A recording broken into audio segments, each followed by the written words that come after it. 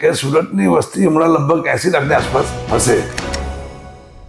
શાકભાજી પૂરું પાડવાનું કામ એપીએમસી સુરત કરે છે. એવી અમે 108 દુકાન બનાવી છે. સુરત એપીએમસીની અંદર શાકભાજીના કચરામાંથી એમાંથી બાયોગેસ સીએનજી બનાવવાનું કામ અમે કરી રહ્યા છે. કોરપાલ છે, કરોડરા છે, હવે નવસારી છે, બધું શાકભાજી સુરતમાંથી સવારે ફેરીઓ લઈ જાય અને બધે વેચે. હમણાં અમે ગુજરાતમાં એક પહેલો પ્રોજેક્ટ એલિવેટર માર્કેટ એટલે પ્રથમ માળ ઉપર જે રીતે અમે એરપોર્ટ પર જઈએ અને એમાં 100 ફૂટનો રેમ્પ બનાવીએ છીએ ચડવા માટેનો, અને પછી બંને બધી દુકાન, એ દુકાનો બધી લગભગ અમારી જે સ્ટોલ છે એ બધા અમે ડિપોઝિટ લઈને એને અમે વેપારીઓને આપી પણ દીધી છે. હવે આગામી દિવસોની અંદર સુરત શહેરને શાકભાજીની કોઈ કમી નહીં પડે ને ધ્યાન રાખીને માર્કેટ બનાવવાનું આયોજન થઈ રહ્યું છે. ખૂબ ટૂંકા ગાળાની અંદર ગુજરાતના માનનીય મુખ્યમંત્રી ભૂપેન્દ્રભાઈ પટેલ સાહેબ, આપણા લોકપ્રિય સંસદ અને કેન્દ્રીય જળ શક્તિ મંત્રી પટેલ સાહેબ, સહકાર મંત્રી જગદીશભાઈ અને અન્ય મંત્રી મંડળના સભ્યો, ધારાસભ્યો, સંસદ આગેવાનીમાં ટૂંક સમયમાં આ માર્કેટમાં આપણે ખુલ્લું મૂકવા જઈ રહ્યા છે.